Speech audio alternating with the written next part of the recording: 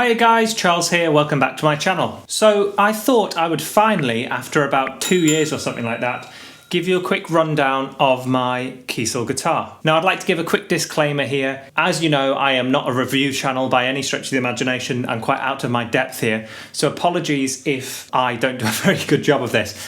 To make sure I answer as many of your questions as possible, I have printed off my original advertisement, which was for this guitar, on the official Kiesel website. I'll put that up on the screen throughout so you can get a sense of what I bought into. And I thought I'd just run through the listing, talk through each of the specs, give you my opinion. Hopefully that answers all of your questions about this axe, this beautiful, beautiful axe. So just to say quickly up front, this is not a review, this is just a rundown. I think the fact that I've been using this guitar ever since I got it is kind of a good enough endorsement that obviously I really like it. But I'll try my best to point out any problems if I think of them as we're going through. So it's not just a fanboy video. So let's dive straight in. So yes, it's a Kiesel, as you can see here, Kiesel guitars, and it is the Allan Holdsworth HH7 signature model. So Holdsworth's main guitar from Kiesel was the HH2. He's also had previous guitars when they were Carvin, including the Fat Boy. But obviously he really liked this guitar a lot, and this was the 7-string version. So a lot of similarities. At a glance, you wouldn't even notice. People often, probably the number one comment I get on my channel is, you're playing different to what the tab says, because people don't notice I've got the 7th string. So yes, it is a 7-string version. So the specific options of this guitar are the Buckeye Burl top. So this is, as it says on the listing, limited availability. I've seen, since I bought this, I've seen a lot more of these tops, so I think they're quite popular with customers. But this is the original photo I saw on the website, and I was just blown away. I'd never seen a more beautiful wood combination on a guitar, and I must say, I still haven't. I think this is just such a stunning top on this axe. And what's really nice about it is where you see holes on the guitar, those are actual real holes. Like it's 3D, it's not just a flat top. So where there's a knot in the wood, you can actually insert knots. There's nothing there, you know, it's an actual gap. So it's really quite tactile. And I don't know, it just feels so organic and really beautiful bit of wood. So that's Buckeye Burl. So it's got an ultra thin satin coat on it. It just feels like you're just touching the wood. We've got a maple neck, and white limber body. So again, the white limber, which isn't a wood I've ever heard of, it looks almost quite like bamboo. You probably can't see this, but it's got that kind of figuring of bamboo where you've got these grains. I don't think that's really going to show up on the camera, but it's again really tactile wood. You can feel all the grains and it's very porous. It's not smooth to the touch. You can feel every single line that you can see in the wood, you can feel in the wood as well, and I really, really like that. Maple neck, solid as a rock obviously, and smooth as can be. I believe that they put the double truss rod in these guitars, especially with the 7-string, carbon fibre truss rod, so this neck isn't going anywhere. It's sturdy as can be, and it is a set neck. There is no screws or bolts on the back, it's just glued in there, solid as a rock. The body itself is technically 3-piece. I've always thought that this was just a binding, but apparently, according to this listing, there's a black, you can see we've got the top, a very thin black top there between the two, and then the main body. The body is chambered, so it's a really resonant guitar, really, really light as well. Even with the 7th string, obviously the neck's quite a bit bigger than on the HH2, but it's so light, and you know, you could play this for hours on a strap round your neck without getting tired at all. The balance is really, really good. It doesn't really neck dive. It probably wants to neck dive a tiny bit more than the HH2 does, but I'll find that just playing this with a strap, it'll just sit there all day, and I don't have to be pulling the neck up all the time like this after it's diving like you would on an SG or something like that. It just sits there. Really, really nice. Next up, Royal Ebony fingerboard. Yes, so this fingerboard again, as you can see on the photo, it's a really, really stunning bit of wood.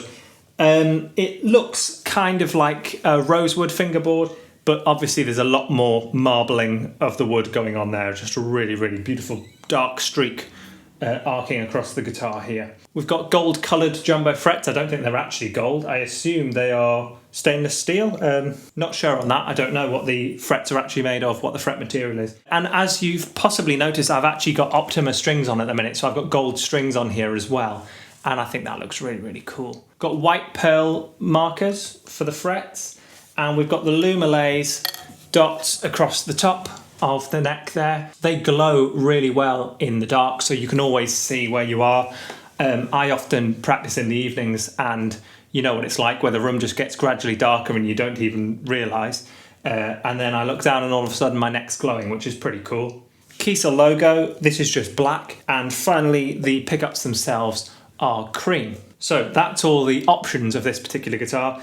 And let's just look at the general spec. We've got a set neck, as I say, set neck. It's not a neck through, just to be clear. You can see the neck joint there, glued in at the top. You can see how it fits in there, the difference between the body wood there and the neck wood. 25.5 inch scale length.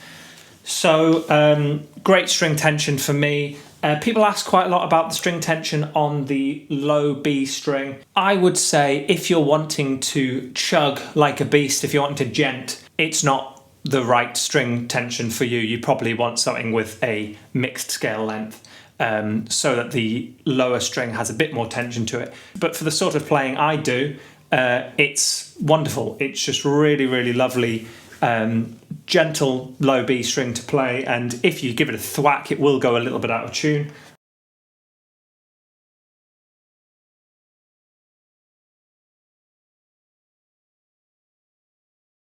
So here's the note E, played gently.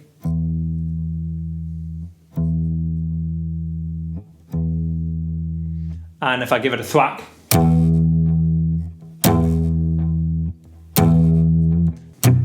so not too bad for chugging, but of course Holdsworth wouldn't have been chuggy on this guitar. It's not what it's designed for. We've got the Hipshot hardware on this particular model. So we've got 7-string Hipshot bridge at the bottom here, bridge and tuners. And the strings lock in at the top with just a thumb screw style Allen key. And all you do is put the string through the hole and tighten the key on top, and it stays in place. I suppose here's somewhere I can criticise the guitar, is you do end up with slightly sharp strings pointing out at the top here, which I cut them very short, but you do occasionally catch. I tend to catch the fabric of my sofa with these, and it'll just snag a little bit. But of course, even with real traditional tuners, you end up with a little sharp tip coming out the end anyway. So it's just kind of an occupational hazard. Neck width. So again, this is really where my guitar reviewing skills fall down, I'm afraid. This doesn't mean a huge amount to me. 1.67 inches wide at the nut, 2.25 inches wide at the 24th fret. So it does get quite considerably wider. Of course, remember this is a 7-string guitar. 0.82 inches thick at the 1st fret and 0.94 inches thick at the 12th fret. So again, gets a little bit thicker as we go down the guitar. And the guitar itself is 31 inches long, 1 3/4 inches thick and 11 inches wide. So that brings me on to the next point, which is that the size of this guitar is absolutely tiny. When the guitar arrived, I was shocked at how small the case was, because of course you get a case with it. It looks more like a violin case or viola case or something like that. It's absolutely ludicrous. So if I grab my nylon string guitar here, I mean, you can see the difference in the body. But of course, the neck length, if I line the nuts up there, is pretty much identical. This has a couple of frets fewer, of course. This is just a standard sized nylon string guitar. The same with the depth of the guitar. Absolutely mind-blowing. So in terms of taking the guitar to gigs and just chucking it in the boot of my car, it's been so much easier. And I think the final thing I want to say is the pickups themselves. These are the Holdsworth pickups by Kiesel, and they're really, really lovely pickups. Really, really beautiful, very hi-fi sound. I think they are lithium, and that high fidelity of sound is really quite apparent. Now, one of the issues I think with gear reviews is it depends, of course, on your entire chain. So I will just give you a couple of sounds straight into the computer, DI'd, and then I'll put an amp sim on as well, and you can hear how the guitar sounds.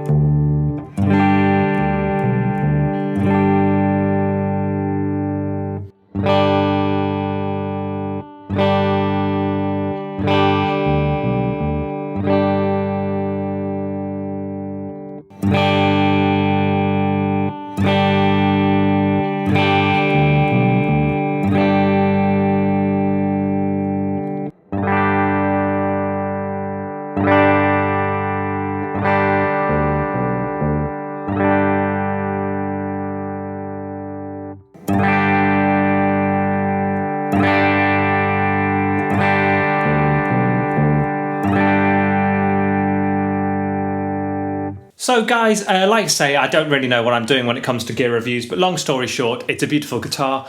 Unfortunately, they are discontinued, the HH7. So apologies if you've got to this point and you're now desperate to buy one. But of course, you can still get the HH2, and many other Kiesel models are offered in the 7-string version as well. With my experience with this particular guitar and just dealing with Kiesel in general, I couldn't recommend them highly enough. Now, the final thing to say, of course, is let's talk money. So you can see the list price here on the advert is $2,584, a sale price of $2,384, which is a $200 saving, and then shipping within the USA, $27. Now, I'm in the UK. I'll be honest, I can't remember what I paid for shipping, but it was probably close to $100. Now, obviously, this isn't a cheap guitar by any stretch of the imagination, but it is worth every penny. However, I would just add to remember, if you are in the UK, that when that delivery driver knocks on your door, you're going to have a nasty shock when they ask you to pay your customs charges. So annoyingly, here in the UK, we have to pay VAT and customs fees and all that. And on a guitar of this price, you're looking at about 400 to 500 quid, I think, was what I paid in terms of customs charges. Again, this was a few years ago, so I can't remember, and it doesn't mean it's going to be that now, but it was, you know, at least 350 quid just to pay those fees on top of what I'd already paid for delivery and the guitar itself. So bear that in mind when you are considering buying a guitar from Kiesel. So I've waffled on for long enough, guys. Sorry that this wasn't my usual programming, but hopefully you feel a bit more familiar now with the guitar you see me playing in all my videos.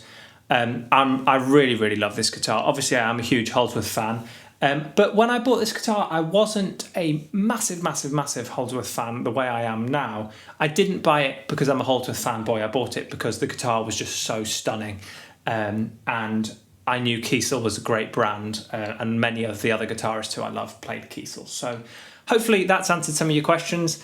And if you've never seen my channel before, please don't think that this is what this channel's about. Check out some of the deep theory shit we talk about. Check out some of the deep theory we talk about on this channel. And I look forward to seeing you all in the next one. Cheers. Roll up, let me embed a story you'll never forget. A drip, you're drowning in debt now. You can't buy your way out, and I heard you find it difficult to